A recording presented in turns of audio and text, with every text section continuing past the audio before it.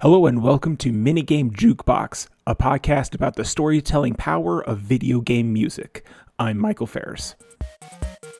During the last few episodes of Minigame, we've discussed some of the traits of video game music that developers and composers can use to tell their stories. For the next few episodes, we will go over individual games and developers to see how they use these traits in their games. We will be starting with the acclaimed RPG developer BioWare, creators of Mass Effect, Dragon Age, Baldur's Gate, and of course everyone's favorite, Anthem. For over 20 years, BioWare has been a pioneer in game storytelling, and after going through their catalog of soundtracks for their games, it is clear that music has played a large role in their success. For establishing a time and place with music, I want to highlight the soundtrack for Jade Empire, BioWare's often forgotten follow-up to Knights of the Old Republic. After booting up the game, you are introduced to the first track, titled Way of the Open Fist.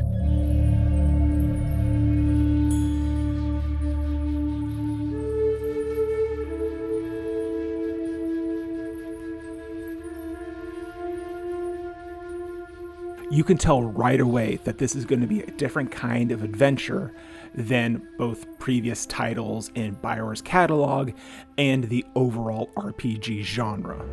The use of the woodwind instruments and the metallic percussion evokes an East Asian setting, and the lack of overt digital processing implies a story told from the past.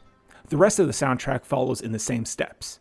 Ballad of the Drunken Revelers brings a similar flair and a shot of energy into what is usually pretty standard tavern music.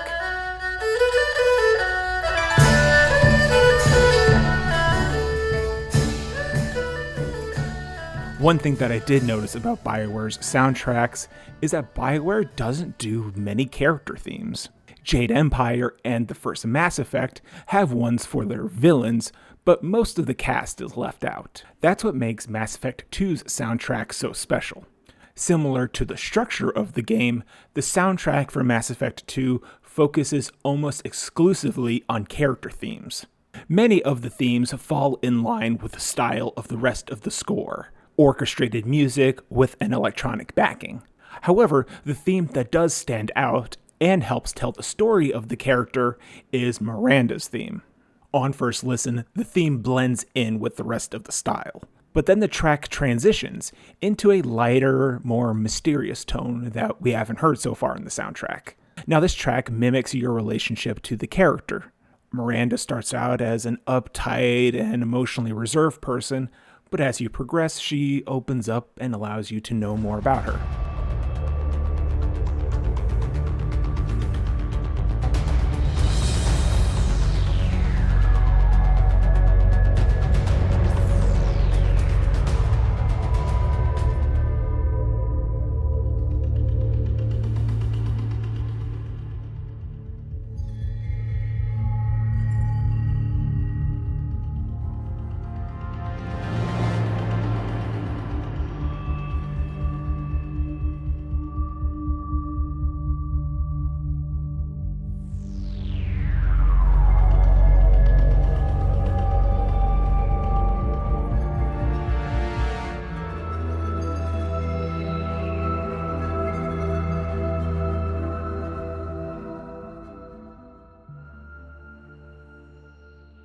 One last track I want to highlight today is the Party Camp theme from Dragon Age Origins. Instead of a quiet and relaxing theme that you would have typically expected from just lounging around and talking to the characters, the track instead goes for a more somber feel. Instead of a peaceful relaxation, the theme implies more of a sense of worry and exhaustion. Not only that, but the vocals, at least to me, sound like the world of Dragon Age is weeping or crying.